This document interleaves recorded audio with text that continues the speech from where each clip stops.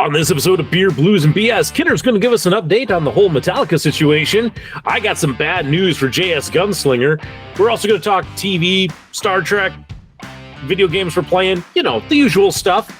Also, I have a thing that you just shouldn't do. What is it? You'll have to wait and find out. And also, there might be a surprise cameo somewhere in this episode. I'm not going to tell you where. That way you have to watch the whole thing and find out.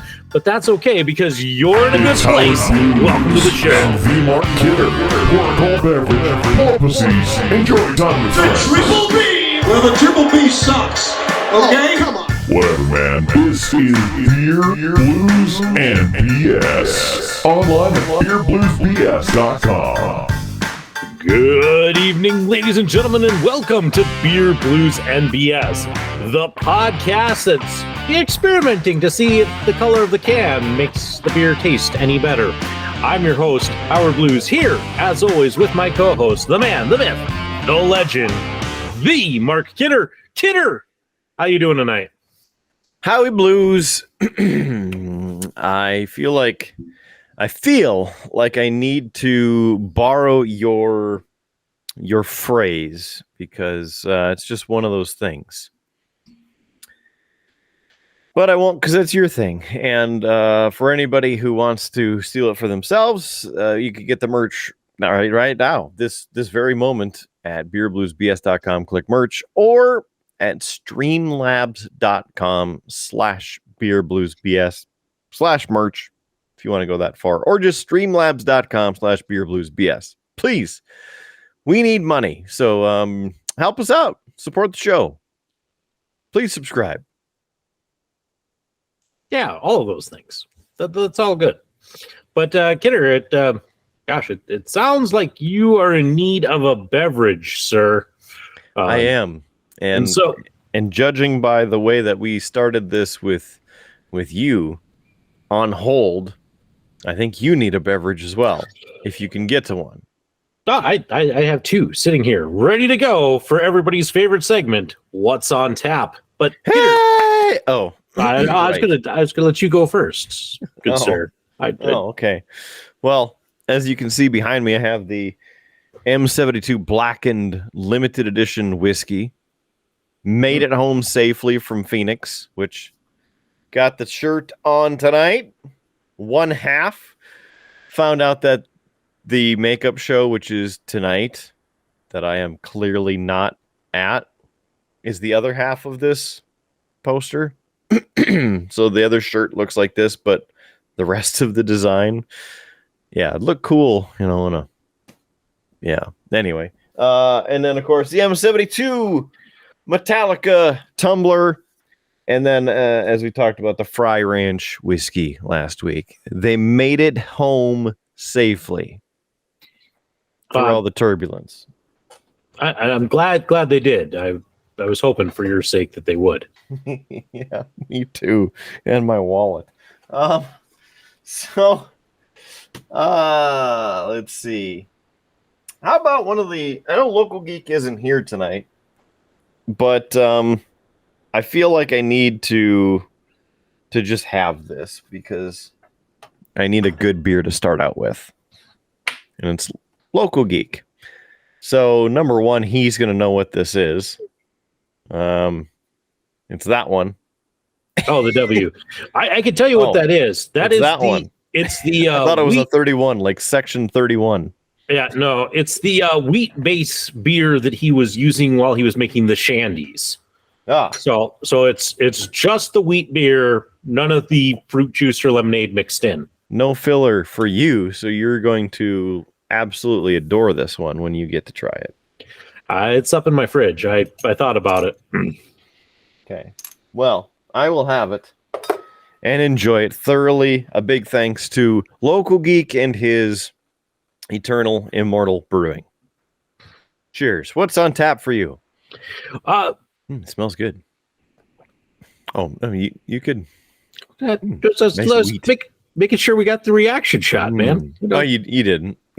Oh, I know, because you questioned why I wasn't drinking. Yeah. So you should have been drinking. So then we get your reaction shot instead of me going.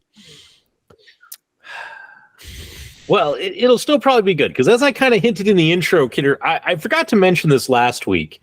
But the last time that I made a beer run, I had the kids with me because we were picking up groceries. I'm like, beer fridge is getting low. I need to pick up some stuff.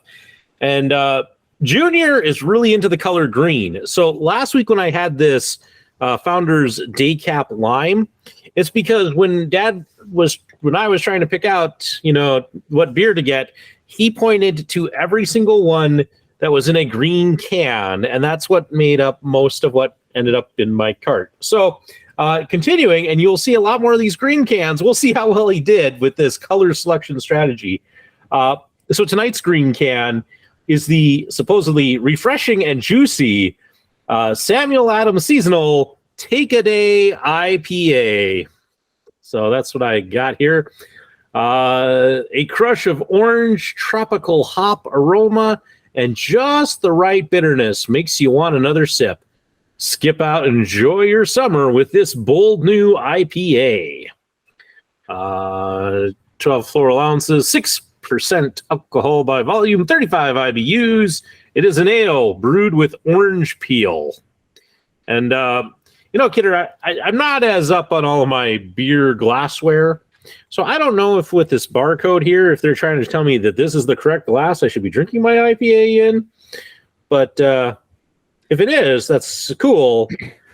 But I don't know. So would you like to know which glass is the best for an IPA? Well, I have one handy. I have one right here. Would you like to know? So let me just take some.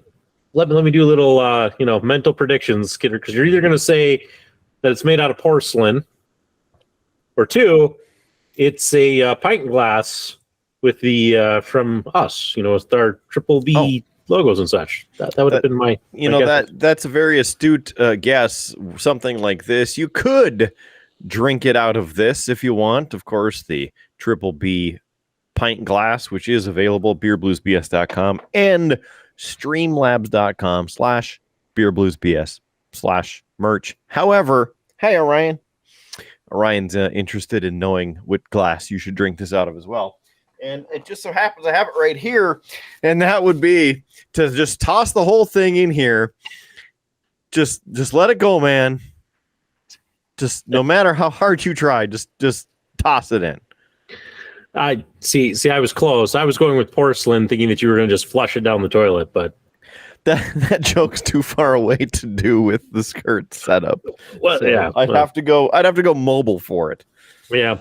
Anyway, a nice smell of orange and hops is what I'm getting. Let's give this thing a try.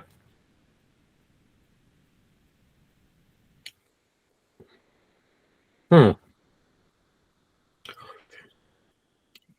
it's bitter. You only kind of briefly get the orange.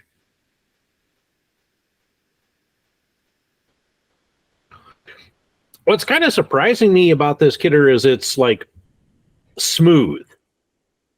Like surprisingly smooth. I expect kind of my IPAs to be a bit kind of hoppy, to be bitter. I don't expect such a smooth note with it. Huh. Don't know how I feel about that. It is a Samuel Adams. So I'll give him that.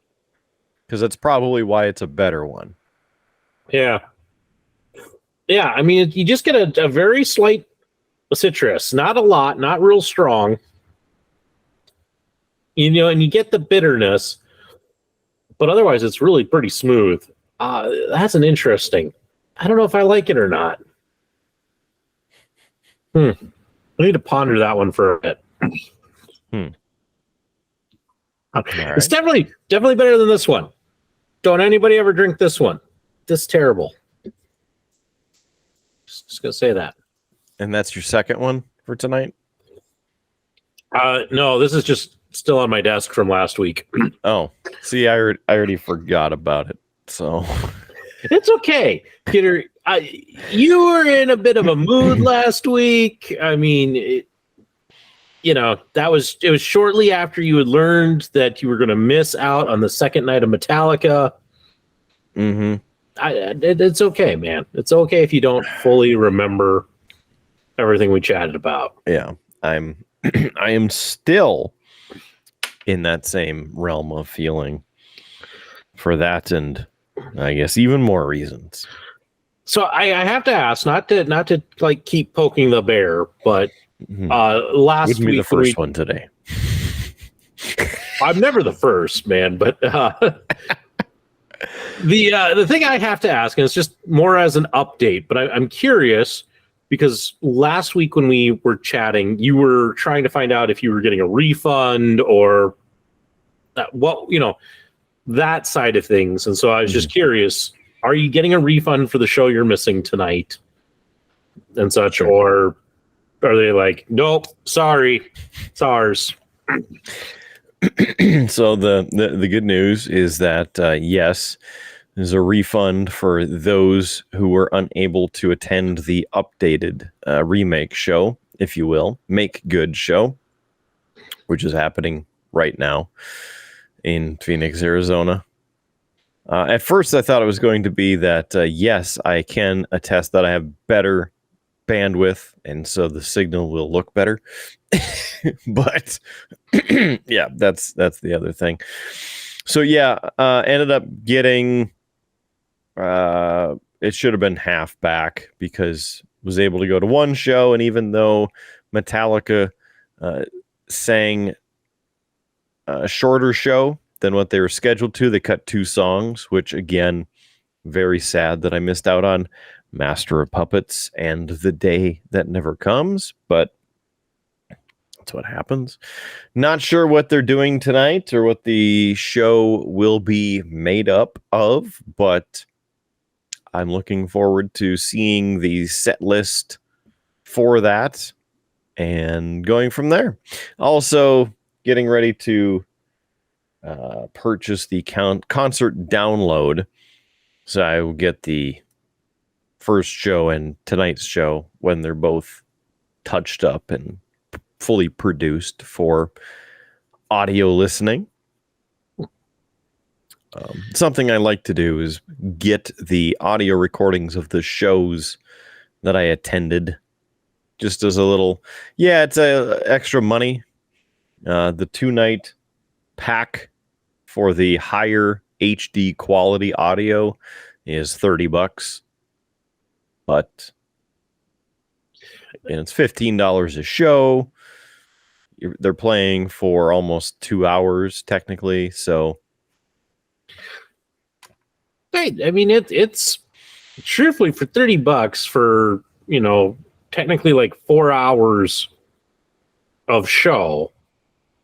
I mean, if you go back, and I know people don't buy CDs anymore, but that's a pretty decent price on a 4 hours worth of music on CD. So, well, that's just the high def audio download. It's called a FLAC format, FLAC, and I like to buy it because I'm an audiophile, as they call them, an audio purist. With how long I've been around audio and video, I hear things in the music.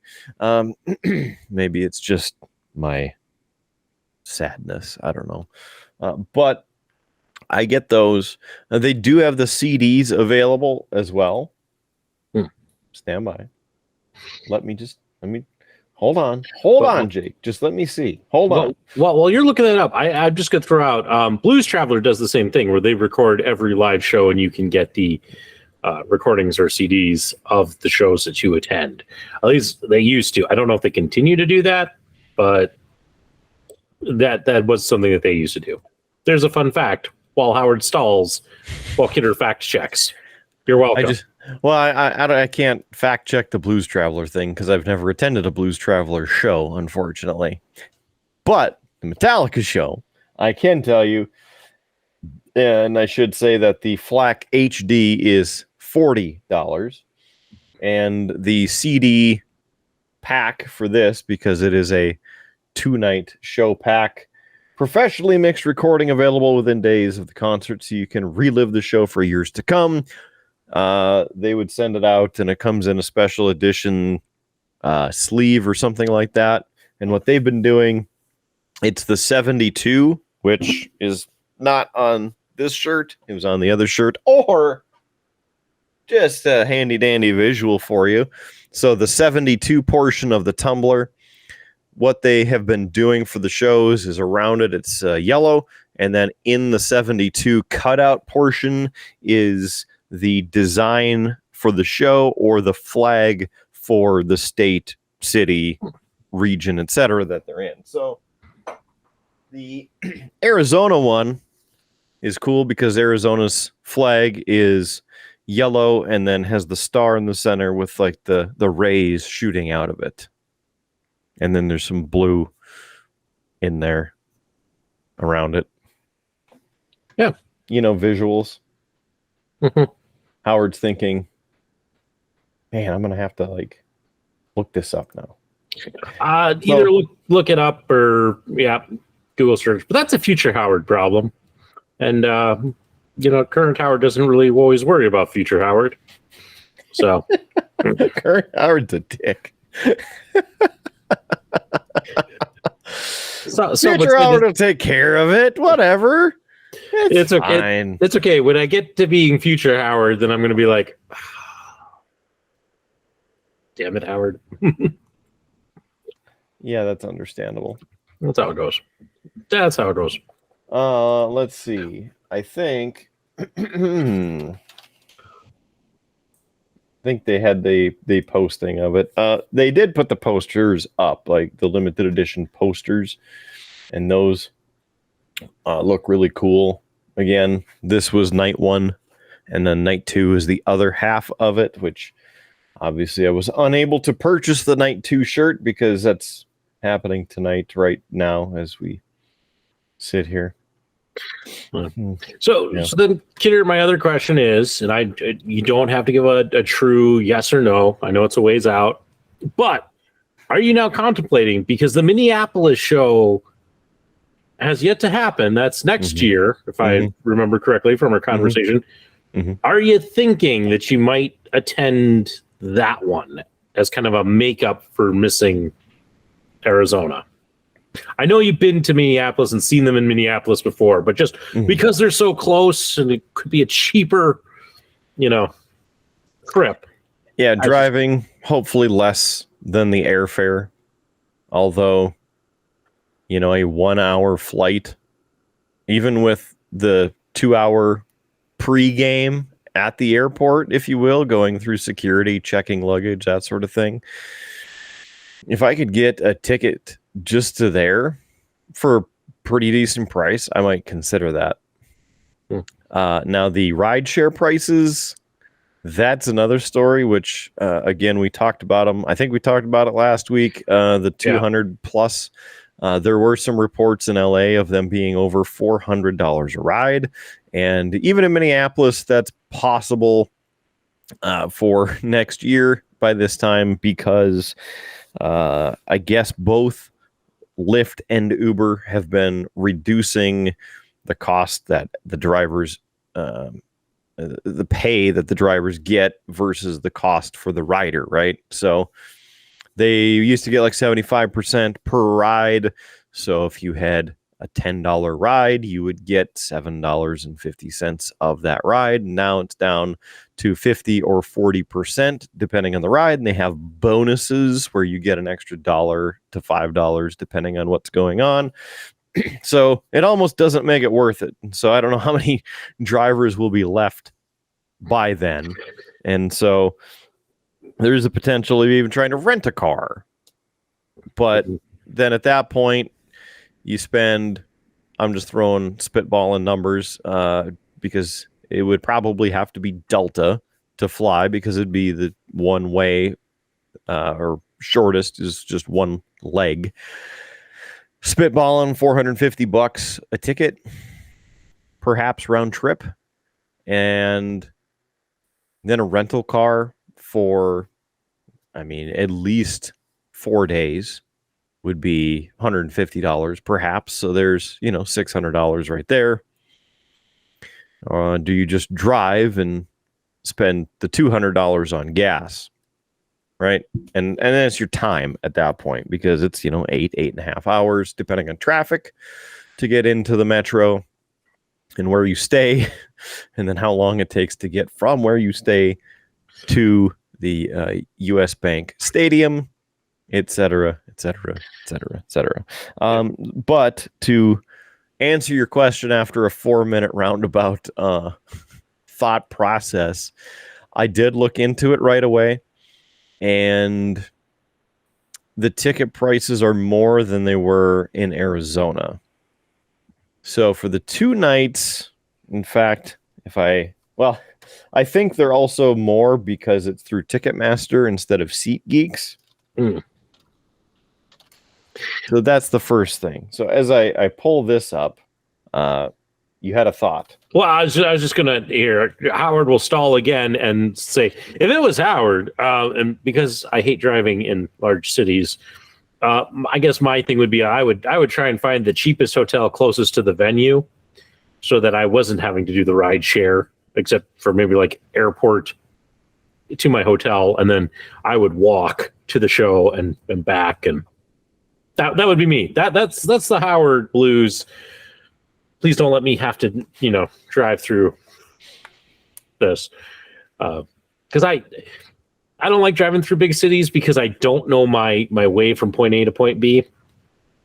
So I don't like that. It's not like, here in Bismarck, and not that Bismarck is the big city, but like if I was going down to your place, I know how to get there, and I know which lanes I need to be in, and, it's easy to navigate. But when you get into the big cities, because I don't know those as well, it just ramps up my anxiety, because it's like, do I need to be in this lane or that lane? Okay, do I want to get in this lane? I want to hold this lane because, my turn. Yeah, I don't like it.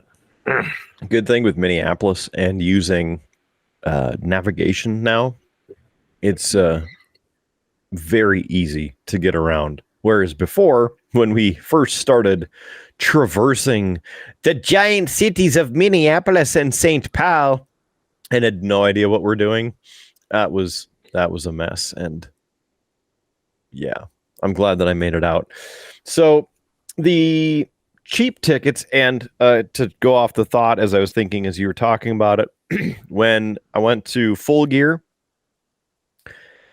drove down, stayed at the hotel, took rideshare to and from the venue. So still cheaper. Waited a little bit depending on what was going on. Tried to schedule it even. And so my cost was nowhere near the surge price. They call it a surge. And no idea how large the surge is, but anyway, might end up doing that again, thinking about that. So, but I like your idea of also staying, as close to the venue as possible to cut down on the price. But on the flip side, like in Phoenix, I got a really good rate for where we stayed, and it was in Scottsdale. The stadium's in Glendale, and of course I'm backwards for the viewer. So we just hopped on the interstate, went right over to the stadium. It was still 20-ish minute ride, so it was $40.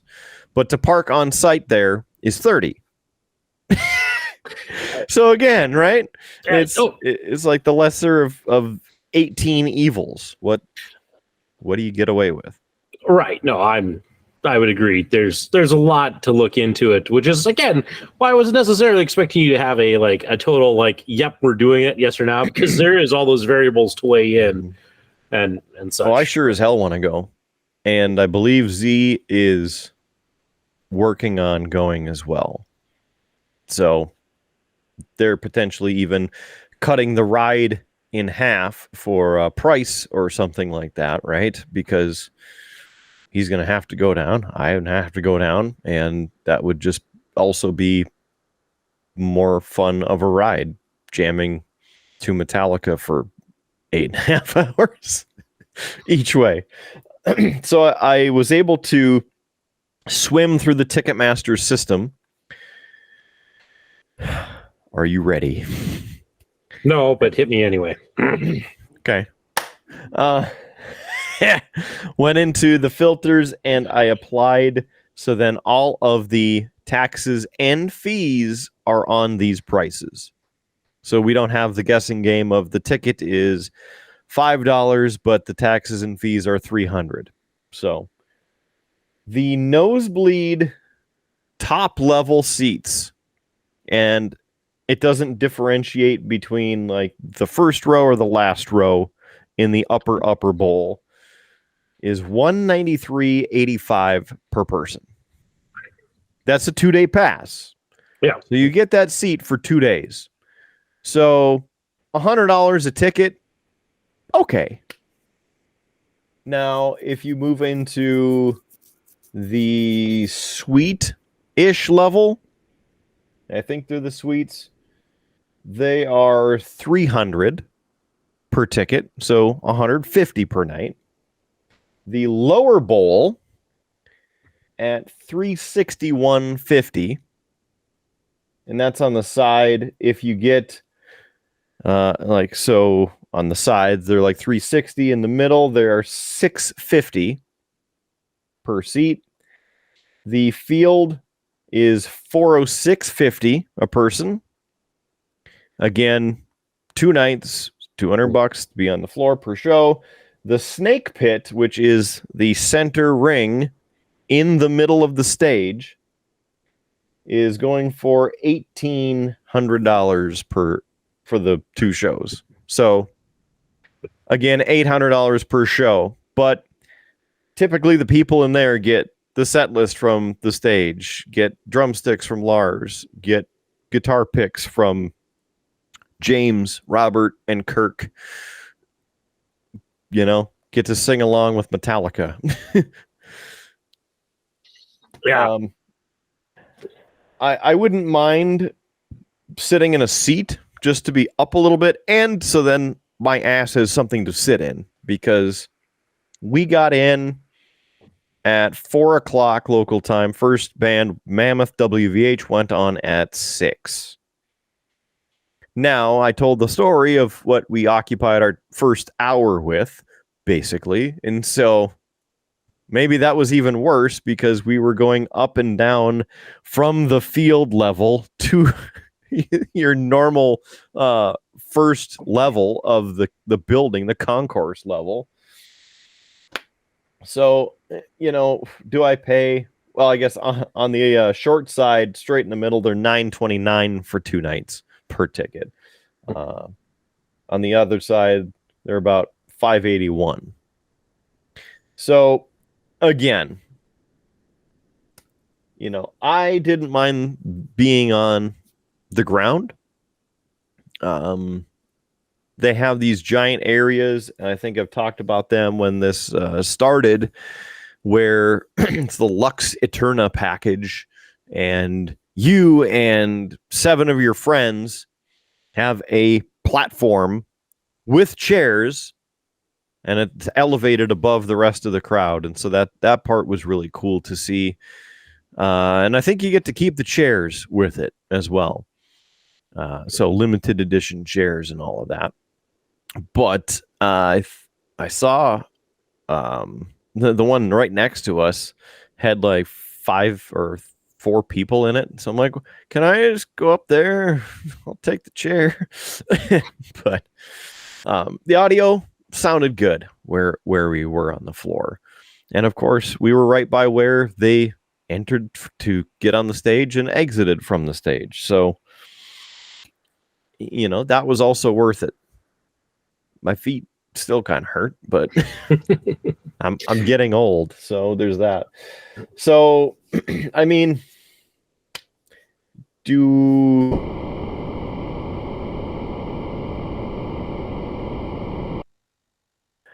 okay, since the system did not want me to pose this question because you would have an answer. Yes. Do I get the seats? Do I stay on the floor? What do I do? It's less than a year away, so I do want to secure my tickets and my time, because then I have them. I don't have to worry about anything. except for paying for them. So, hey, if anybody wants to send me to Metallica, Minneapolis, or anywhere else, I'll go to all of the Metallica shows. If you want to sponsor that, I will wear your branded T-shirt and branded hat the entire time. Just send me to all of the Metallica, please. Well, I hope that it works out for you and that you get to once again enjoy it. Yeah, I mean you're kind of in the lucky side. Your band is at least touring in places that you're able and willing to go. Blues Traveler, I think the closest that this last tour is bringing them is like Mankato, Minnesota is like the closest, and that's a trek to get down there. So. Extra 45-ish, depending on where you're going in the metro. Yeah. So, and on New Year's they were in Denver. Mm-hmm. They're Red Rocks, not Denver. Yeah, they're at Red Rocks in Denver every 4th of July, actually. Well, now I know what you're doing this 4th of July. Just pencil it in. No matter what happens, just here it is. It's on the sheet. Did you read the sheet? It's on the sheet. Yeah, I'd have to talk to the missus because that's awfully close to our anniversary. So she'll be fine with it. You know what? You get her the tickets. It'll be fine. And then on top of that, maybe take her by the Denver hospital and then see how. Look what they have. Now remember what we have. Look how much better we are. It's good. I was gonna say, if I'm making this trip, kid, are you volunteering to babysit? Is that what I'm getting out of this? Oh no, bring them with because they need to experience blues firsthand from one of the greats of our time. I have introduced them to some Blues Traveler, but they're still kind of picky. Their favorite Blues Traveler song is a song called "The Party Starts When You Fall Down," which is a great song. Excellent song. I've been to a few of those parties and seen that, but I've never partaken. Same. I think a few times we were at the same party because it was in our living room. I was gonna say, yeah, that would have had to have been that one, but that's because I listen. Howard Blues did not attend parties. That was not my scene. They weren't really parties. It was just like, oh, we're here, and now look what happens. Like the comedy club or our apartment, or right. It was a controlled fall. Yeah, but it was never like we were like out on like frat row, partaking. Well, at least I was never out on frat row partaking of all of that stuff. I can't speak for everything you did in college, so. I went to a couple. I never had anything to drink. That's probably a safe bet.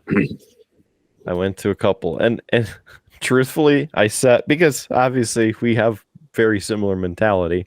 I'm sitting there, and most of the time I'm just kind of looking around at people being dumb, and I'm going,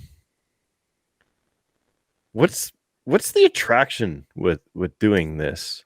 Why do you think this is fun?" And then somebody comes up like, "Hey, have a good time? Awesome time.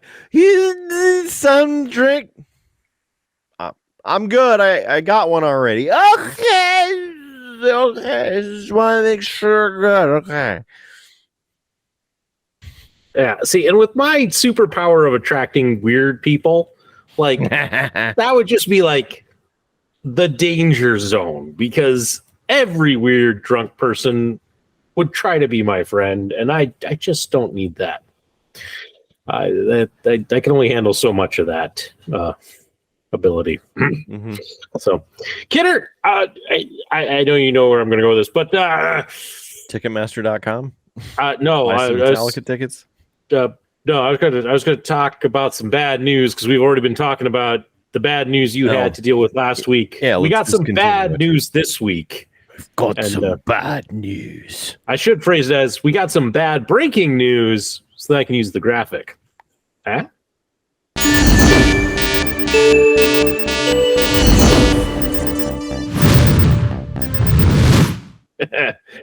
Yeah, so some bad news for us, and especially for one member of the Triple B family, and that is JS Gunslinger. And that is because, Kidder, I've been watching. We are in that time of the season when the One Chip Challenge returns. And so I've been watching in the local holiday store for it to show up since JS has volunteered to take the challenge on the show. And I've been watching for it.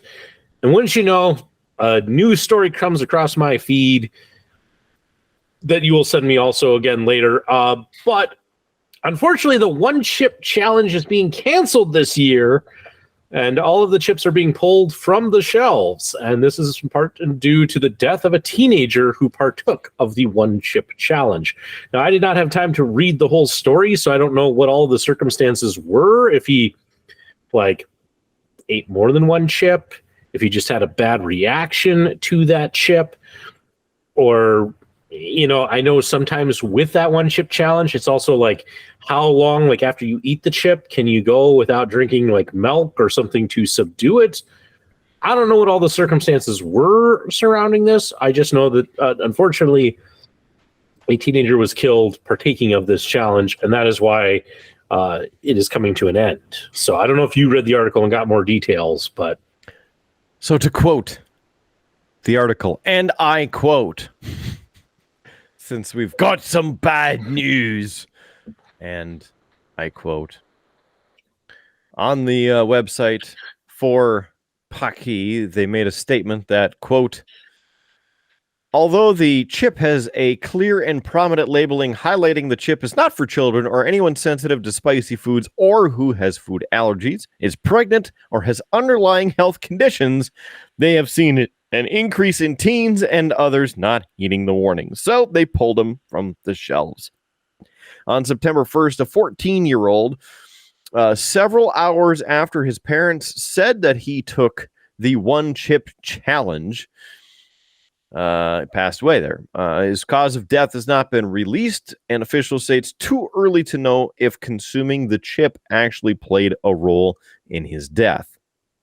Paki also removed language from its website daring people to wait as long as possible before eating or drinking after eating the chip. The website also warns to seek medical attention if you experience, quote, difficulty breathing, fainting, or extended nausea. Also, an ambulance was called to the Area Learning Center in, close to home, Fergus Falls, Minnesota, September 6th, after a male student reportedly attempted the One Chip Challenging and was experiencing breathing issues. The superintendent of the school district said that the student was evaluated and decided the ambulance was not needed. So apparently, students are asked to refrain from participating in social media challenges as too often they can be dangerous, disruptive, and or disrespectful.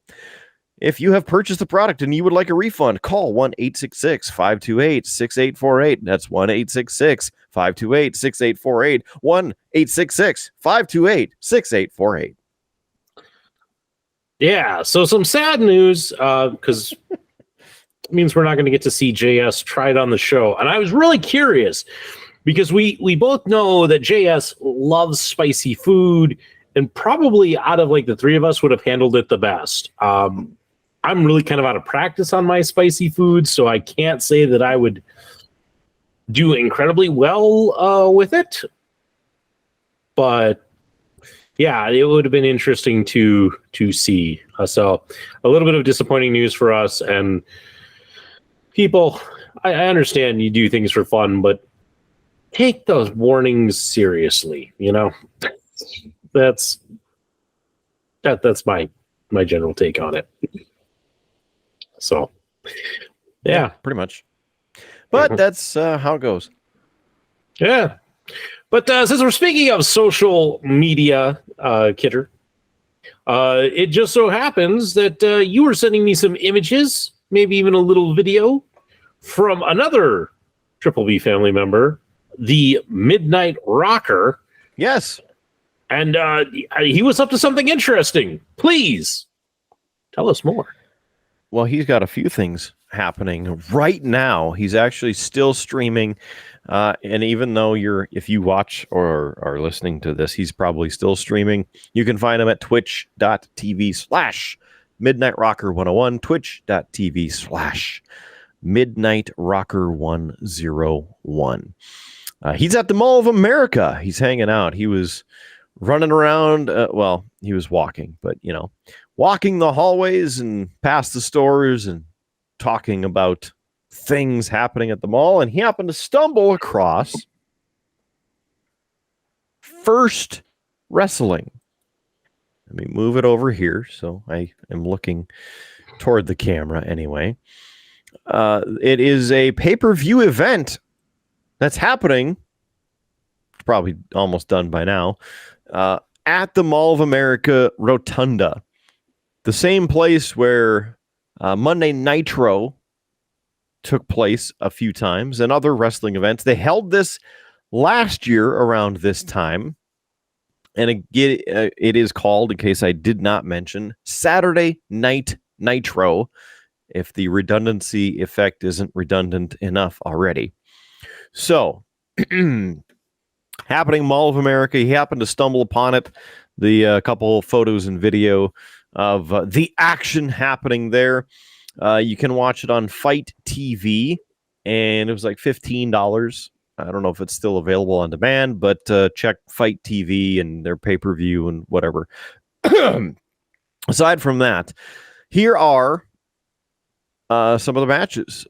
This is what's listed on the website for the event. A Lucha Libre Fatal 4-Way with Ares, Vikingo, whatever, Aramis and Gringo Loco. A match for the Uptown VFW Championship. Here they have a lot of cold beer there. Brian Keith versus Brandon Gore. Here's a name you will know, Howard Blues. Eric Redbeard versus Jordan. But Jordan is also in all caps, so I don't know if I'm supposed to yell that like, Jordan! Anyway, the Brothers of Funstruction versus Bussy, or it could be Busey. That features Effie and Allie Catch.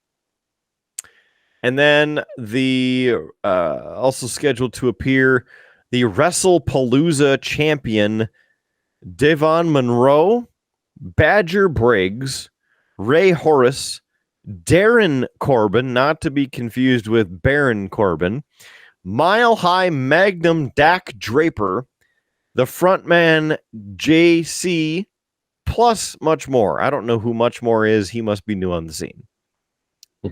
Thanks. That's a joke. Anyway, it was supposedly pretty good. A lot of people in attendance, and just looking for tickets because I happened to come across this with Midnight Rocker talking about it before the show started at 7:00 tonight. Oh, the pay-per-view $13 instead of $15, like I said. So $13. You can watch it on demand. The tickets were up to $80 for ringside, so pretty affordable. They were sold out. The second tier were also sold out, and I think the third tier was sold out for like the standing room around the overlook of that rotunda. But then they also had two other ticket tiers available, and I think they started at like $15. So again, pretty affordable. And they had barricades around the areas in the rotunda so people couldn't just stand over and watch. Pretty loud. Looked like there was a good crowd there in the stream. And thanks to Midnight Rocker 101 for sending those over. Told him that we'd be giving him a shout out on the show, as I sent him my 12th Prime sub. So make sure you sub him on Twitch. Again, twitch.tv/MidnightRocker101. And I don't know where he's sitting right now. He's at some game restaurant or something. On the TVs behind him, there's like Pac-Man playing and other things, and there's an empty drink sitting in front of him. So, and he's talking to somebody like this, and I don't know what's going on. So, anyway, so yeah, looks like he's having a good time down in the Minnehaha way. Yeah, when you mentioned Darren Corbin and not associated with Baron Corbin, Kidder, I know you don't follow a lot of like the real indie wrestling, but there's a guy who's been doing a gimmick for a couple of months, at least a couple of months now that I've seen, where he is Blue Kane. So he's got like the ring gear, the mask of like the old school like Attitude Era Kane, but it's blue instead of red. So he's like the big blue machine, and he's even got the long hair. It's a pretty good. Future Howard will find a photo and put it up, but it's that like can. Yeah, I don't know. I don't know what his win-loss record is. I've just seen a few things where it's like Blue Kane, and I'm just like, what? I understand everybody's looking for the gimmick that's gonna get them noticed and brought up, but I have a hard time when it's you're kind of stealing somebody else's gimmick and trying to parody it a little bit. So. But yeah, I just thought I'd bring that up because when you said Darren Corbin, it reminded me that there's a Blue Kane. It's awfully random. Oh yeah, by the way, there's a Blue Kane, like hot and cold Kane. he shoots icicles out of the turnbuckles. Listen, I don't stabbing people in the face. And it's just their take on like Mortal Kombat. We've had the fire guy, the Scorpion Kane, and now we have to have the Sub-Zero Kane. Next will come the Reptile Kane. There's a green. Yep. Then Ocean you have Kane should be dark blue. Yeah. Let's see, Ermac Kane. That's the red one. I'll look forward to when they finally do purple, because that'll be Rain Kane. So, I thought you were going to say Prince Kane. Yeah, no, the Mortal Kombat had a purple ninja, and so he's purple, and they named him Rain as a reference to Prince. Yeah. Well, yeah, that's how it goes. Which, gosh, now I could transition one of two ways, because I know what the next topic is wrestling, but I kind of just want to mention, Mortal Kombat 1's coming out. And I just want to throw this factoid out because I think it's interesting.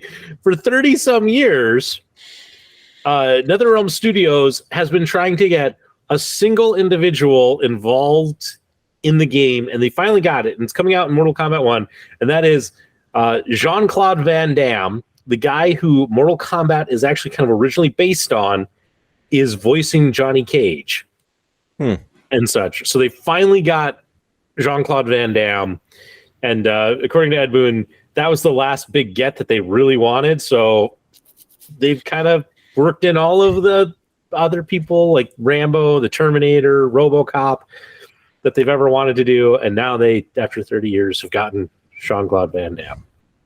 So, yeah. Well, it's about time. Mm-hmm. Good thing they got him before he died. Yeah. Mm-hmm. And hey, talking about things that are nearly dead, wrestling. You My interest in wrestling has definitely gone down. When you sent me the message, I was like, well, I'm already fast forwarding through this episode of Raw. I wonder how much longer it'll take me to get through this.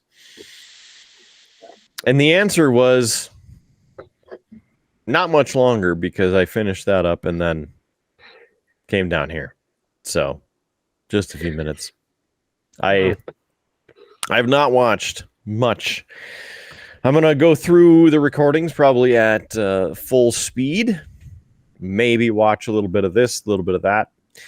The most I've watched is the Acclaimed promo and their entrance and their celebration after the match, because they won the Trios Championships at All In. Aside from that, my interest in wrestling right now is kind of, I don't want to say an all-time low, but just not really interested. So I get that, because I've been in that spot for quite a while. I mean, you tend to follow it more than I do these days. And let me ask, Kidder, is it just the fact that there's nobody that you find worth watching? Or is it just maybe a little bit of burnout from too much content? Burnout, lack of time, and with CM Punk imploding, that's kind of put a damper on it. I do enjoy LA Knight, and WWE is apparently working really hard or has already signed him to a 5+ year contract extension.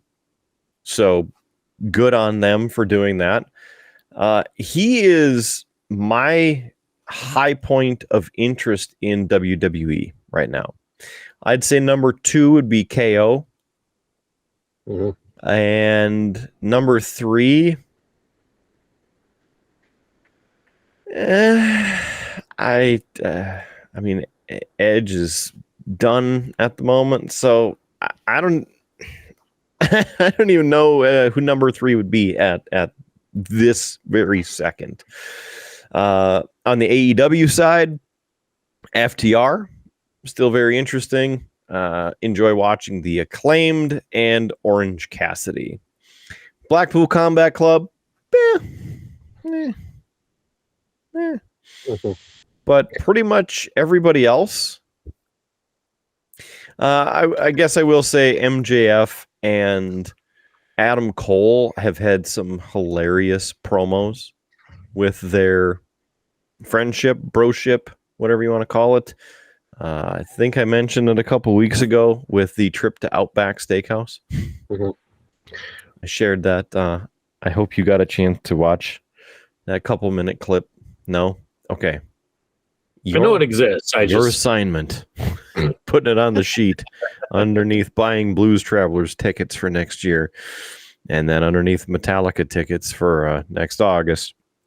Right here, number 3 might be an easy one to just put at number 1 instead of number 3, just because it's 2 minutes instead of hundreds of dollars and hours of travel. So we'll put that up here at number 1 for you. got Howard's list of tasks.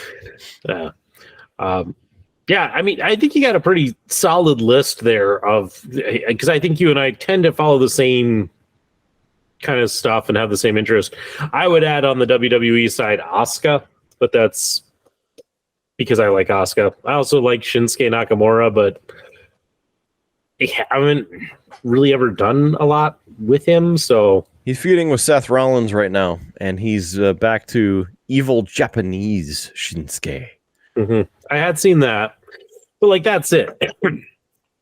That's otherwise you've named kind of everything that I'm interested in. And truthfully, the last great thing that brought me back to actually watch a pay-per-view was Bray Wyatt. And so with him being gone, I don't know. There are things that are interesting and I would, have a mild interest to see, but there's just nothing really calling me to I need to tune in. I need to pay attention to this. If you do happen to see something in the past 2 weeks of Raw, this past Monday, Miz cut a promo with John Cena on Miz TV. Cena wasn't there, so it was John Cena, right? Mm-hmm. Ends up doing a whole thing of fighting Cena, the ghost of Cena. putting him in the skull crushing finale and making it look, real. And then 2 weeks ago, did a promo as LA Knight. It's kind of funny as well. But again, I don't know. I don't know how I feel about the whole CM Punk situation because there's just so much dumb stuff happening backstage. I think there's a lot of people pleasing going on, and I think the elite are helping to push what they want. I think it wasn't as bad as what they made it out to be. I wasn't there. I don't know. Tony Khan saying he was in fear for his life. I don't know about that either. But again, hey, maybe something else will happen, Yeah. Well, we'll see. We'll see how much we keep up with it and what other things pop up that are worth us reviewing and such. But Kidder, I finished this IPA. Mm-hmm. And I have a second beverage. I don't know if you are up for a second beverage. I know you've done a lot of the talking. Yeah. And such. I'm surprised because you finished faster, but you're probably just trying to get that IPA down. I really was. And so while you're maybe finishing, I'm going to start What's on Tap, round 2. It's a very, very good one, Local Geek. Give us 4.6. Mm-hmm. Solid. Well, Kidder, What do you for got? my second beverage of the evening, I'm going once again back to the Distill Brewery and their Wild Sour series. And this time I have their, and I'm going to butcher this, but I don't speak Hawaiian, their Limahua Tropical Ale. Yeah. Lovely purple can we got rocking here. So, what can I tell you about it? Limahua, Hawaiian for 5 fruits, is a refreshing sour ale that tastes like your favorite vacation in paradise. Pineapple, coconut, mango, passion fruit, and guava combined for a beer that is fruity, tart, and full of flavor. Cheers. It is a tropical sour ale with pineapple, coconut, mango, passion fruit, and guava. 6% alcohol by volume, 15 IBUs. Support flavor, boycott bland. So, crack this bad boy open. Can't really smell the fruit, so it'll be interesting.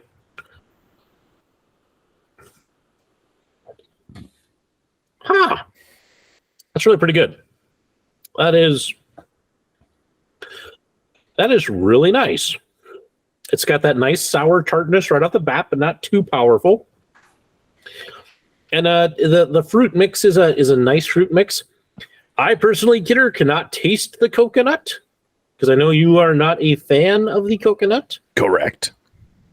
But I really do. I mean, I'm getting the pineapple, the mango, the passion fruit, the guava. That all is really coming through more than the coconut flavor. But that's really nice. That's really nice. I would probably rate that a 4.2. Wow. Yeah, that's good. Yeah, That's the going to be coconut enjoy. would potentially kill it for me. Well, as I said, I don't really taste it. So, but then again, everybody's taste buds are differently. You might be able to like zero in on it and it just ruins the whole thing for you. But Probably would with my luck. Can't have anything nice. no, not at all. So, but a tasty brew that I'm going to enjoy as we kind of go through the last bit of the show. All right. Very good. So I just wanted a quick palate cleanser. And this is some water that I have enjoyed. Is the Waiakea water. It is Hawaiian volcanic water, naturally alkaline electrolytes, and deep well water. It comes from Waikiki on Hawaii. There's some of the facts for it. Each bottle, in fact, is made of recycled plastic and all of those good things and what it actually does and helps. So some interesting information for you, the viewer of this. If you're listening, they talk about how they live sustainably, live healthy, and that this is premium by nature. It originates in Hawaii as both snowmelt and rain on the pristine summit of the active Mauna Loa volcano, one of the purest environments on Earth. And so this is from the Kia'au Aquifer in Hilo, Hawaii, and Waiakea Incorporated. And you can find out more about them at waiakea.com. You want to read that on the screen? There you go. Bam. Nice. And it just has a nice tasty taste to it, as I'm clearly filtered, focused. Just need a quick palate cleanser there. So while I'm working on... Oh, yes, you had a question. No, not a question. Just a slight factoid that I thought was worth sharing. Since you're drinking water from Hawaii, I have a beer that is Hawaii-inspired. Kidder, we're both fully aware of the wildfires over on Maui that have caused so much devastation. And I just want to plug this because it's my good friends down at Reaper Miniatures are once again doing a miniature to fundraise to help people who are affected by the Maui wildfires. So they have this special Mako Tiki Shark figure that I'm sharing on the screen now. And it says here, the Maui Strong Fund. This summer, wildfires have ravaged Hawaii and displaced thousands of people. To help the victims of this tragedy, we've launched a special promotion to raise money for the Maui Strong Fund. With each purchase of the Mako, the Tiki Shark Reaper Miniatures will donate $7.50 to Maui Strong. We hope you'll join us for this special promotion. We'd like to thank Jason Wiebe for donating his sculpture, Mako the Tiki Shark, for this promotion. So I just wanted to point it out. If people are interested in helping a good cause and are into miniature painting and such, here's a cool little thing that you can do to help support that. And yes, Kidder, I have already ordered 2 for myself. So I like it, but my only issue is that the figure kind of looks like something else that it's not supposed to look like. I can see that, but get your mind out of the gutter. You know. I know. I'm here to help Hawaii, and I end up straight in the ocean. Anyway, some breaking wrestling news, just because, well, we were talking wrestling, and might as well share that information right away, is that Gunther has now become the longest reigning Intercontinental Champion in history for WWE. Nice. Good for him. Thought you'd be interested in knowing that. Yeah.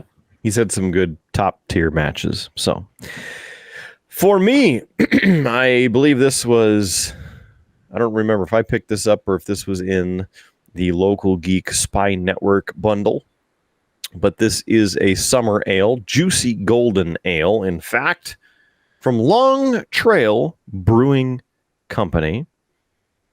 Break away from your everyday... Oh, okay. I see. Break away from your everyday with our palate-pleasing hazy golden ale featuring waves of juicy fruit-filled hop flavors from Kashmir, Mandarina, Bavaria, and Amarillo hops. Alcohol by volume is 5.4%. This is a 12-ounce glass bottle. It is the color of golden haze, and it says, "Take a hike. Caretakers of Vermont Craft."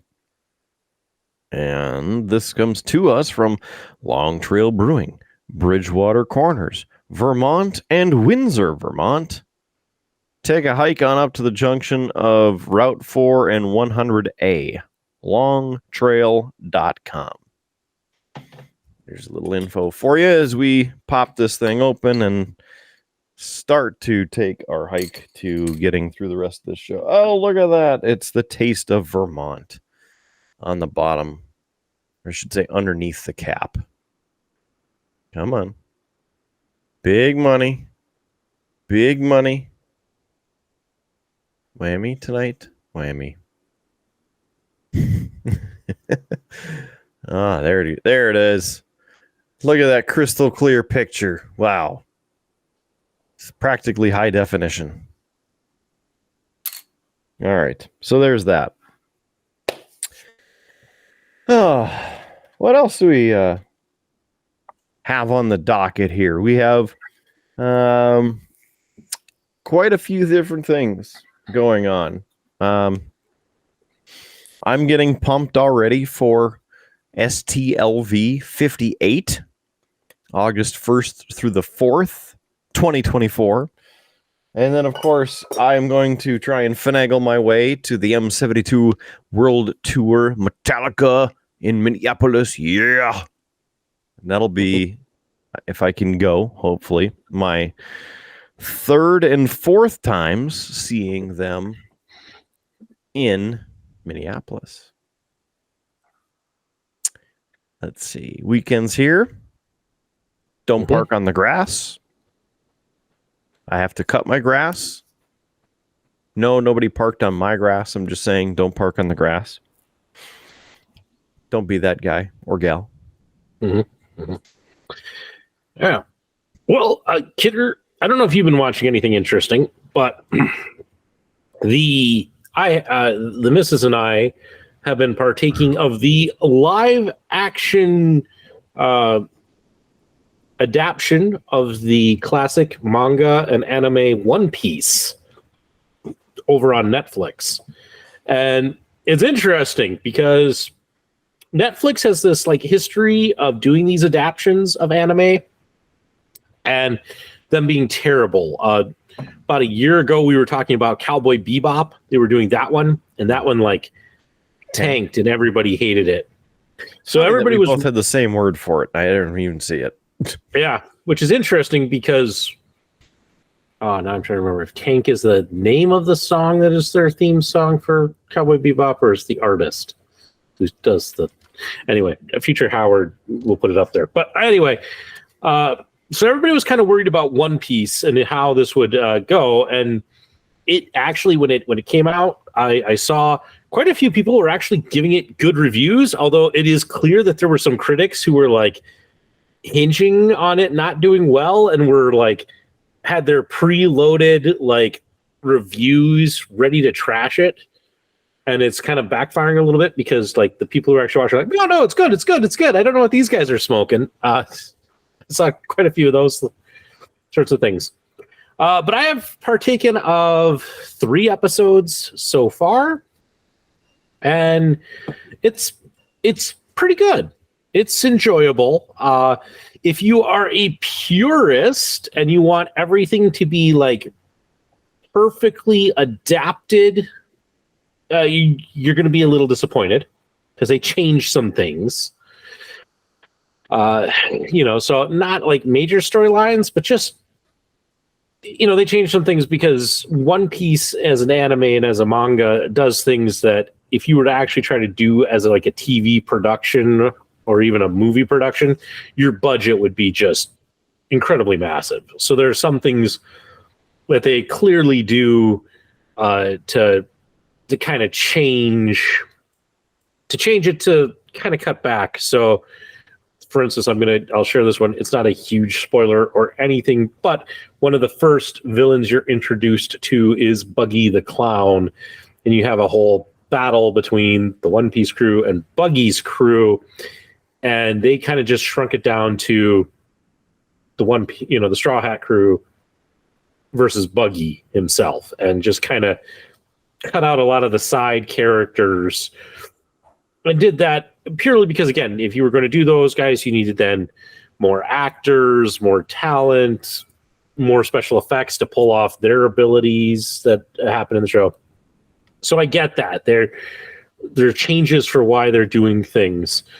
But overall, what they're doing in if you kind of accept that that's what they're trying to make this adaptation out of this really tough material to do, they're doing a great job of it. And the CGI looks really pretty good and solid, a little on the cartoony side, but look at what the source material is. It fits. The actor that they have playing Monkey D. Luffy is fantastic, which is great because he's got to carry the whole thing. So as the main character, he's excellent. He portrays Luffy's constant aloofness and sense of optimism very well. I like the guy that they have playing Zoro. That's also excellent. The actress they have playing Nami, I'm not 100% on. Probably the weakest so far of the Straw Hats that they've introduced. But otherwise, I'm enjoying it. A lot of really great casting. The people that they have playing Vice Admiral Garp, he's amazing with every scene that he's in. The guy who played Buggy the Clown was fantastic. I mean, so they just like some really great casting along the way, and it's really kind of paying off, and they're doing a nice job with the story. And my wife's willing to watch it, so that tells you something about it. So if you're looking for kind of a cartoonish pirate story, I would throw a fantasy story in there. Could be worth a watch. But you kind of have to accept a little bit of the goofiness and such, because it's kind of comedy and action and that. But if you can accept that, then it's a decent watch. So, and it does a very nice job of explaining things. So if you are not a huge One Piece fan, but you're willing to give this a try, you'll be able to follow and understand what's going on. So there's my review of One Piece. I'll let you know as I finish out the series if it continues to be good. But so far, 3 episodes in, and enjoying it a lot. Well, good. On my end of things, yesterday was Star Trek Day, the 57th anniversary from the premiere of the original series on NBC. And this year's Star Trek Day was very underwhelming for me. They had a 28-minute video that,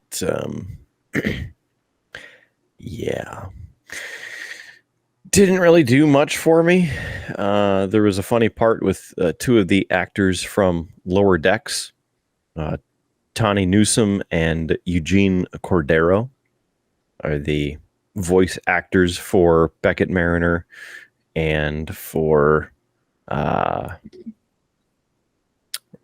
Rutherford. I cannot think of his dang first name. Anyway, they had a funny part in the middle as they were watching some of the weirdest moments from Star Trek as a whole. It was like a montage. And then there was a couple other montages. Very small information in there about New Trek, and really the 3 things that they mentioned. 1, Discovery, final season, the 5th and final season, starts in early 2024. So they pushed it back because apparently they had to make a bunch of changes to it. And then the second piece is there's a Section 31 movie with Michelle Yeoh. And if you're familiar with Michelle Yeoh's work from the previous seasons of Discovery, including the pilot, or let's see, she was also in at least one of the Marvel movies from last year, centered around the Gateway and the village, and they're protecting the portals, and then the big dragon comes out because he's unleashed and they have to take him out. Shang-Chi. Oh, Shang-Chi. Okay.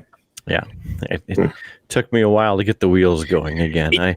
There's so many different things. I'm like, it was one of the 2, and I haven't seen either, so I was guessing, but so I enjoyed Shang-Chi. Eternals wasn't terrible either. I didn't really have a problem with it, I guess. Anyway, Michelle Yeoh from those movies and many more. I think she's won Emmys and all kinds of stuff. She is the star as former Emperor Philippa Georgiou. We'll see what happens with that, because there was supposed to be a series, and then they're like, nah, we're just going to make it a feature movie for streaming. I don't know how I feel about that, but it's also taken them 6 years to get to this point, pretty much. So I guess we'll just see much longer they can push this out. And then the third thing that they really mentioned was new short treks. And there's a series, I think, of 8 of them, very short episodes, and they're all going to be animated in the style of Star Trek the Animated Series, which was out in the 70s. And it's going to be traversing the Star Trek universe, as it were, of all of the series. I don't know how that's going to turn out, if it'll be funny or boring, but I'm hoping it's going to be good. And then on Thursday, the 7th, Star Trek Lower Decks Season 4 premiered. And they had a double episode premiere. Almost think it should have just been a 2-parter. Stretch it out longer, right? But they made both episodes available, episodes 1 and 2 of Season 4. And it was pretty funny. Lots of little things hidden in there as Easter eggs. I think you would get a lot of them, even having the peripheral knowledge of Star Trek, or even just some humorous things. So looking forward to this season of Lower Decks, and hopefully a lot more Lower Decks to come, especially with the writer's strike and the actor's strike, because at least as of this recording, the actors specifically are allowed to voice act for animation and games.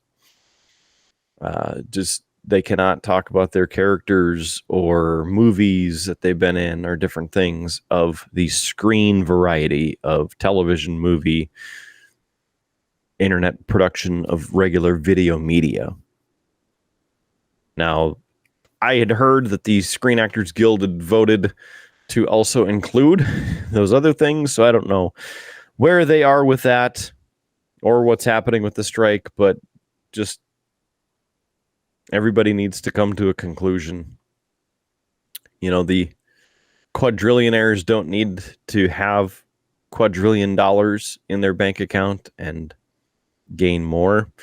I would like to also have some of that, because I would like to pay my bills. Please share. Thank you. Howard would also like to pay his bills, please. I mean, he's got kids, so if you could float some money our way, that would be great. If you want to do that, you can go to streamlabs.com/beerbluesbs. Please subscribe. $5 a month helps to feed a starving DJ. But again, having said all of that, I think that's why Star Trek Day was so underwhelming this year, because they really couldn't do anything live because all of the actors are part of the Actors Guild, and they can't talk about any series they've been on, any show they've been on, any character they've played. Even Anson Mount, who plays Captain Christopher Pike on Strange New Worlds at the con, he could not even talk about his hair, because apparently the hair is technically a character under their agreement with Paramount CBS. Because if you've seen the promotional photos, I mean, his hair is something else. Pike's Peak, what they call it. Anyway, speaking of Strange New Worlds, with season 2 being finished, and I don't know where they were in season 3 of the filming, production, etc., but 2024 will be the earliest that we'll see new Strange New Worlds. And man, I hope that they continue it and really continue the episodic and epic feel of what they did in the first season more than the second season. The second season, it was good, but in a lot of ways it got a little gimmicky. They made one episode a musical. They went back in time an episode. And of course, there's other people ripping the show all over the internet. And a couple of these episodes were not my favorite. And of course, 10 episodes is not enough. 10 episodes? Seriously, people. 15 is better. At least do 15, because you call it a season and then you shove it in a Blu-ray 4K disc for $40. Come on. But again, I understand that's where we are, and even in the binging times, they release an episode each week. So I still just push them. Make more. Give me more. I need all of it. I need all of the good Trek. Just keep it coming. There's also rumors floating that Patrick Stewart and company may not be completely done with Picard, and they may make a movie to finish everything that would be made for streaming. I think that's the rumor. You were going to say, carry on. I was just going to throw in, I think it's always kind of a sign that a series has run its course when they do the musical episode, because that's a gimmick that, like, it happens like always, like in season 7, season 8, it's like, what do we have left to go to the well? Well, we could make them all sing for some reason. Yep. This was oh gosh, what episode was it? Standby. It was Strange New World season 2. Yeah, because I know they've done it like Scrubs. It was pretty late in the game. Gosh, I'm trying to remember what other ones, but it happens like way too much. Where it's like, and we're now going to have the musical episode because we, for some reason, got to show off that like all of our actors can also sing. For some reason. And it's always terrible. Like, it's never a great episode. And it's never like great songs. So some of in this defense, some of them were catchy and kind of interesting in regard to the plot of the episode. However, it would have been fine without the musical numbers. It was episode 9, so it was the second to last episode of the season. And the final episode of the season, huge cliffhanger. Great. Very good. Why can't we have more of that? Because the episode itself would have been fine. I would have enjoyed it, but they wanted to do a musical. The producers wanted to do a musical. So they did. And they've made comedy episodes that are over-the-top comedies. Not to the point of a laugh track and being forced comedically like that, but you're almost being shoved into this. You will laugh at this episode because it's a comedy. And I'm like, I don't really want a forced comedy. Like, put in little quips. Those are funny. The little one-off deals. That's funny. Yeah. Hey, here's a fun fact for you, Kidder. The guys over at Achievement Hunter a couple of years ago, they it was done as a Extra Life promise. So like if they had hit $1 million, they would make an Achievement Hunter the musical. And they did. It took them a couple of years to actually get it written and filmed and such. It's an okay watch. Like, most of the songs are kind of But it's kind of like the two songs that I absolutely love from it. One is called Matt's Lament, and it's just a really kind of beautiful and fun song. And then the last one is We're Just Good at Being Bad. It's kind of like the big anthem at the end of it, and it's a good one. I enjoy it. You wouldn't probably, because it's got a lot of rap. It's very Linkin Park-esque in the style. Maybe I would like it. So, so one of my favorite musical shows that isn't an actual musical is a couple of the Family Guy episodes, where they've even done 3 segments of musicals, like mini episodes almost. And I think that's just because they do such a great job writing the songs and then putting the orchestral actual song to it. And the singing is, is good. mm-hmm. But well, they tend to pull either parodies from stuff that it's like it's an already existing song or such.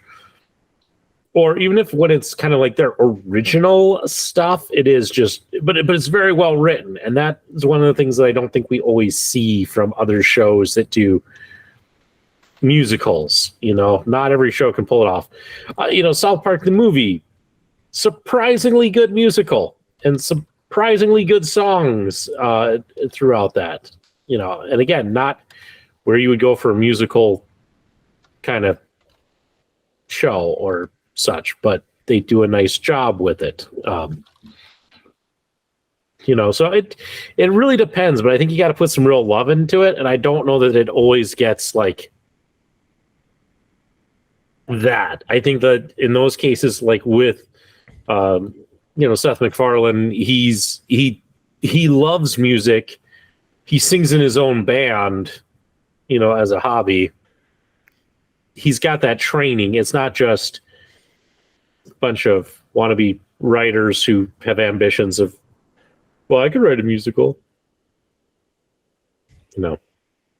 So that's my take. But I see you laughing, so I don't know if you're laughing at myself. No, I was at this listening point, I think, or something else that's just going on off like camera. There kind of is. So again, got the Midnight Rocker stream up, and he's still sitting at a bar. And I thought I would throw out a question of any good drinks over there tonight. And he had said something, and I didn't catch it if there were any good ones or not. Because he had a couple beers and whatnot that I've seen throughout the evening. So the second thing I posed was, question for the bartender: cherry or no cherry in an old fashioned? And so I turned on the audio, and he puts the phone to the bartender so you can read the comment. And he goes, 1 cherry. And I immediately hit the comment that I had already typed, that if he says yes to a cherry, he loses his bartender card. And it popped up right after he said yes to the cherry. And so he goes, all right, I'm done. He goes to the back, leans into the door in the kitchen, and yells, I just lost my bartender card, guys. I gotta leave. So, but anyway, that's what I was chuckling at about that. So, anyway, I was just curious. Because I was rattling on about a point, and then you started laughing. I was like, oh, I'm sorry, but good musical with Family Guy. Yeah. I know you're into the games and strategy games that are even kind of board game like, and there's a brand new Star Trek game that will be released in October. It's called Star Trek Infinite, and it's available on the various platforms and Steam. I think just Steam, maybe Epic Games. I don't know. Anyway, have you heard of the game Stellaris? I have not. Apparently, this is the game based on that because the developers are the same, right? So apparently, that is what's supposed to make the game the way it is, and then Star Trek themes to it. So you pick your faction, Federation, Romulan, Cardassians, or Klingons. And that is supposed to be the starting factions for the game. I'm sure they will have more factions as downloadable content after the game gets going. You can pre-order the digital deluxe edition, and by doing that, you get the California class uniforms from Star Trek Lower Decks, the USS Cerritos, which is the ship that they are on in Lower Decks, also the original soundtrack, the art book for the making of the game, the music soundtrack as downloadable content, and then you get a Klingon voiceover pack as well. And it looks like that is General Martok in the image, and you can potentially say "Kapla" to General and later Chancellor Martok.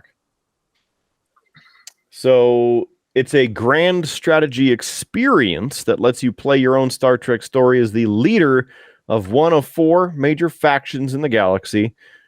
Follow the specially crafted story or blaze your own trail in the first Star Trek grand strategy game.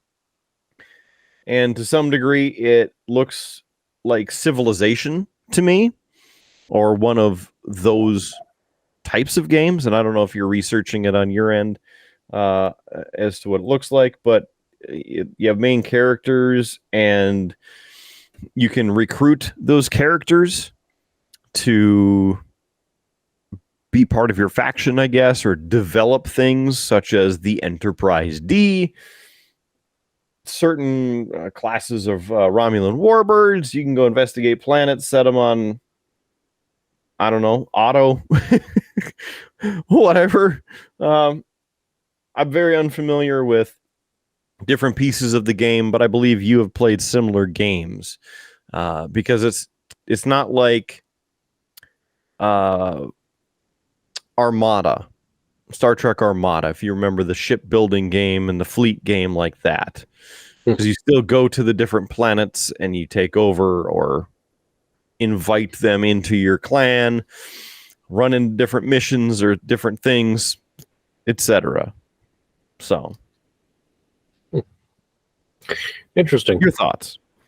Yeah, I mean, not anything that I'm probably going to add or play, but sounds interesting at least. So, I'll be interested if you pick it up. I'll be interested to hear more and such. But yeah, I'm yeah, my gaming time is pretty much non-existent these days. So, although the wife and I, in non-video game form, we played a round of Doomlings last night. She beat me pretty solidly. So, yeah. So, great little card game for anybody who's looking for a great little easy card game that you don't have to be super strategic to win. So, because she's not, and I in solo play or 1v1 play, she has bested me both times. So that's gonna have to get like a rematch, try one more time to see if I can beat her, but she's pretty invincible so far. Well, good work. Wow. Kidder, I do have a game that I'm interested in. Unfortunately, I'm going to have to upgrade my Xbox system to get it. But it's a game that you might be interested in as well. Call of Duty Modern Warfare 3? No. It is a game called WrestleQuest. And it is a basically wrestling plus JRPG. So you might recall the South Park game, the Fractured Butthole. So that kind of like combat. tactical JRPG style. Mm-hmm. But imagine that with like all of like the classic wrestlers from like 80s and 90s. So like Legion of Doom, Andre the Giant, Macho Man, Randy Savage. Yeah. The cream rises to the top. Yeah. And so I don't know much more. I've seen some screenshots of it. It looks really interesting, and I really want to give it a try. And I don't believe that it's all that expensive to purchase. So I'll throw that out there for you. But it does require an Xbox X or S, so I can't play it on just my basic Xbox One. So one of these days, I'm going to have to upgrade my system, because I do want to give that game a try. It looks good. I mean, it is kind of a little bit more of like the old school pixelated art, but still like a really nice sprite art. It looks good. So, but I'll share that one with you if you're looking for something to pick up to play a little bit. So it's on my list. I definitely need to have a lot more time. I've seen all of these updates they've been doing for Battlefield 2042, and I'm like, man, it's been like 3 months since I've even played. Mm-hmm. Yeah. One of these days, when Junior gets a bit older, I'm sure I will play video games again a lot more. Mm-hmm. But right now, he's not quite ready for them. So it's something to shoot for. So, but Kidder, I get to bring back a segment that we haven't done in a while, and it's one that you started, and it's the "Don't Do That" segment. And boy, is this a good one. I like it. Let's do it. Don't do this. So, Kidder, don't park on the grass. No, don't do that. This is an Instagram thing. So, and Trent, that I didn't realize was a thing, but it's apparently a thing. So, as you know, one of the big things here in North Dakota for people to do is to go and see the fields of sunflowers that we have. And this is a pretty big thing. And some Instagrammers who, of course, love to take their photo in interesting places, beautiful places and such, have, of course, been visiting these sunflower fields.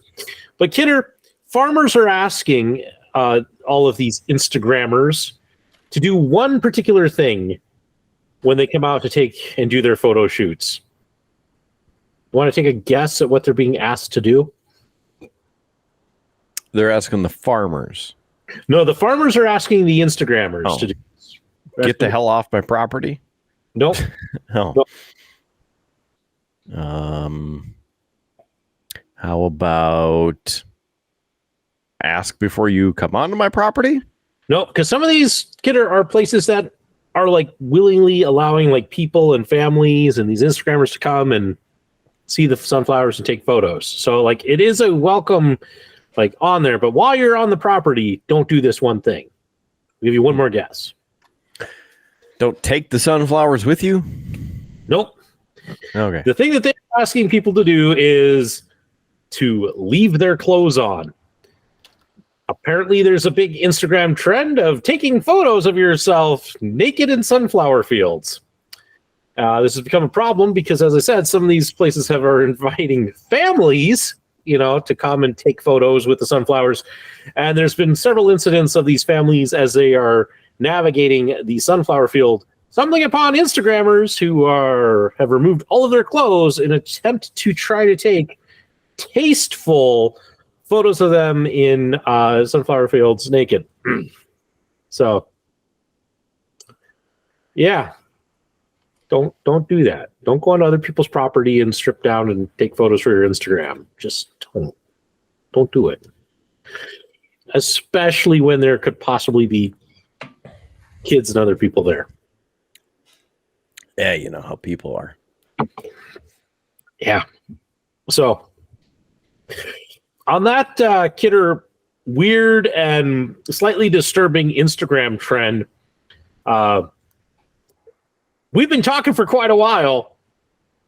Kidder, I think it's time we wrap this show up with some plugs. How cheap are they? Oh, Well, since nobody's paying us, they're practically free. great. Just what we need. Hey, by the way, if you'd like to help us keep the show going, or if you really don't, then, don't pay us, and then leave us a comment. Like, you guys should hang it up while you're ahead. Hi, Ryan. I don't know what he just told me, but he told me something. All right. So what we need is your help. Please help us. Go to streamlabs.com/beerbluesbs. You can get lots of great stuff on there, including pint glasses, t-shirts, swimsuits, other t-shirts, hoodies, hats, lots of awesome stuff. And you can even subscribe or just donate. And when we do live shows, and your name, your username, whatever you choose, will be scrolling across the bottom of the screen for basically eternity. So please help us. Streamlabs.com/beerbluesandbs. You can also go to beerbluesbs.com. That's our main hub on the web. And I think we'll have to put a couple extra links up there, so then people can get to the places and get to the things and help us, like YouTube and iHeartRadio, Pandora, TuneIn, Stitcher, IMDb, different things like that. Great way to get places and get merch, because we have a link to our main merch store at beerbluesbs.com. Again, beerbluesbs.com.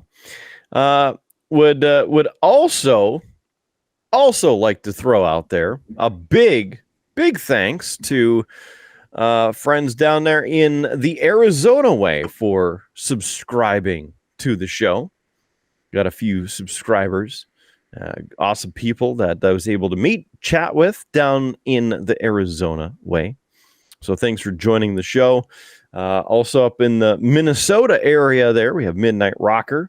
You can follow him on Twitch at Midnight Rocker 101 if you go to Twitch. But for us, well, thanks for joining us. We do appreciate it. We are on all of the audio platforms out there, including Pandora. We're on Stitcher. We're on TuneIn, IMDb, Player FM. On top of that, how about iHeartRadio, YouTube podcasts, Amazon podcasts, Google podcasts, Apple podcasts, all kinds of stuff. Howard's laughing at something that Midnight Rocker is saying. I don't know if he just got lit on fire or what, but something crazy's happening over there. Was it a concrete mixer or? I turn the volume up. They're talking to you right now. Oh, and I'm missing it. Yeah. They're vibing. Is that what I'm getting?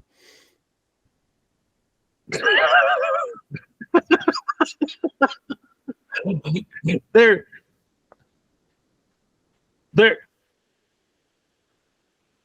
talking about us streaming from the bar they're in. Yeah. So, I mean, if we go to Metallica next August, we can go to that bar and we can stream the show live from there. I mean, why not? Like, let's do it.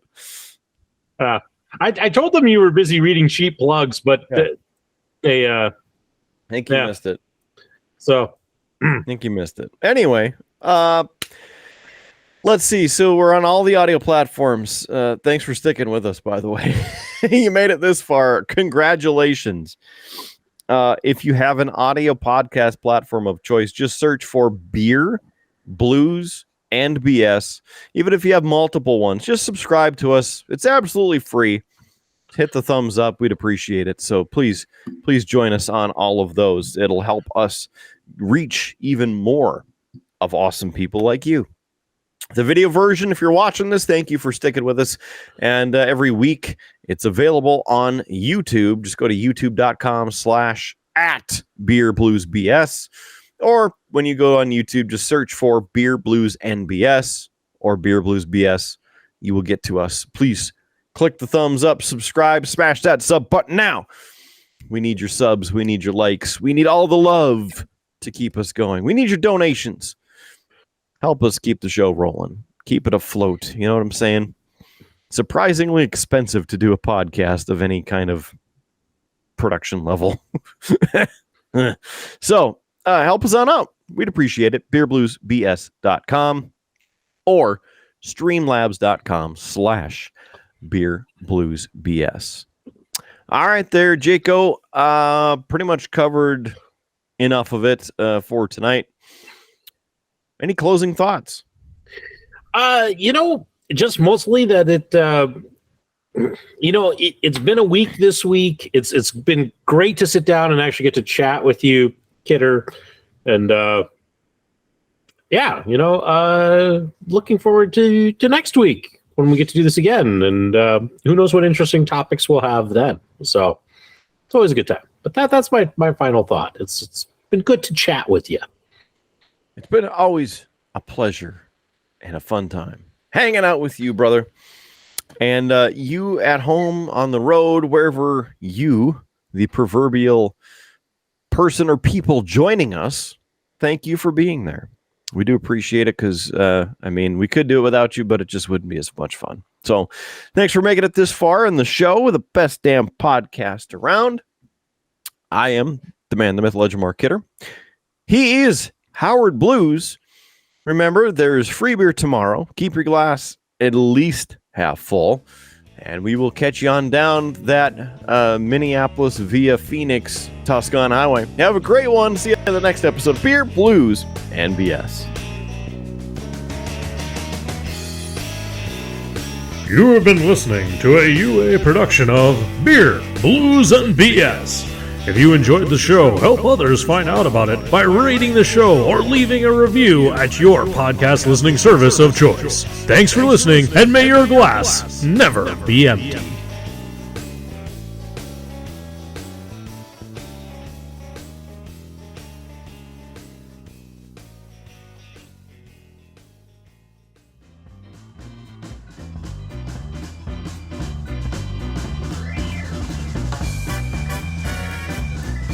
UA Productions presents A Glimpse Behind the Curtain.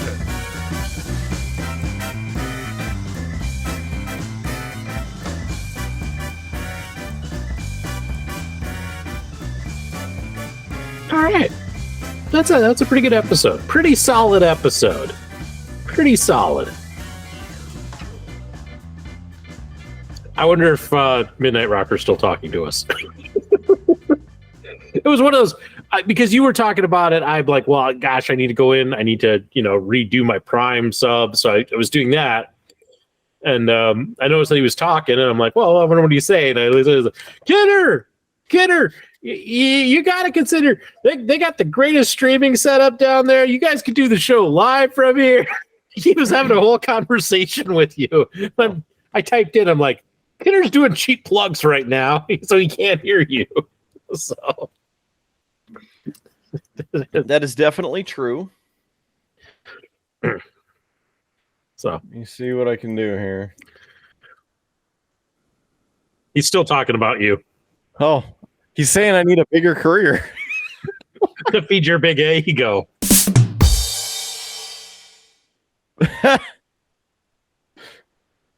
Yes, feeding my ego.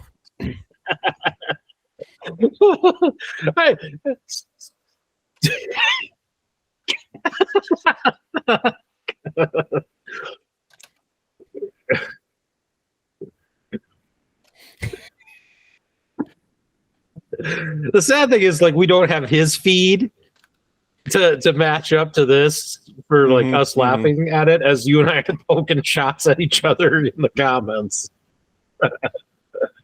I know we can't actually hear him, but it's depending on how, like, if you're in Google and you share the tab, you can actually share the audio. There we go.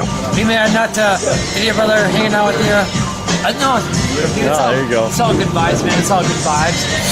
I'm always some good people, man. Let's go. Yes, we're always good, y'all. Little does Midnight Rocker know. He's once again on the Triple V. Right. At least in the behind the curtain segment. The future Howard's gonna have to Use your prime. Don't lose it, man.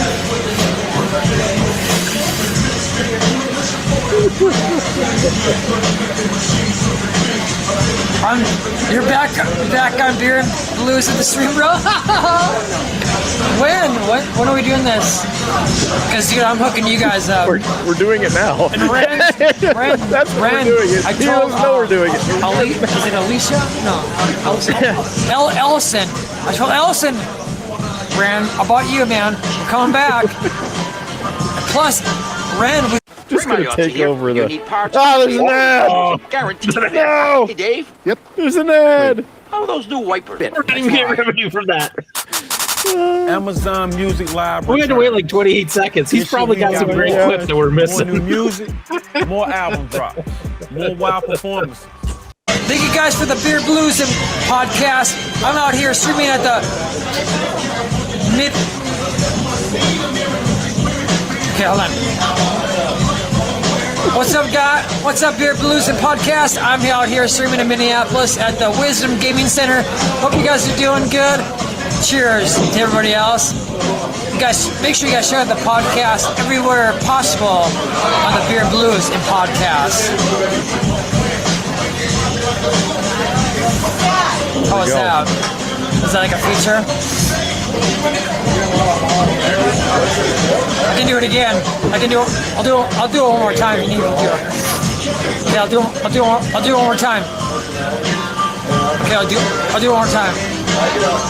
What's up, guys? This is Midnight Rocker 101, hanging out here in Minneapolis at the Wisdom Gaming Center, listening to the Beer Blues and podcast, hanging out. Make sure you guys tune into the station everywhere podcast resort from up to there, left to down. Make sure you guys check in and see you guys later. I don't know, something like that. I realized, Kidder, with this that you can see what I type into chat, so you get a preview of my snark before it goes live. I've been drinking, you guys love this. I'm so sorry. Future 110.9, yeah. Thanks, guys. I appreciate that. So my good friends, they host a podcast.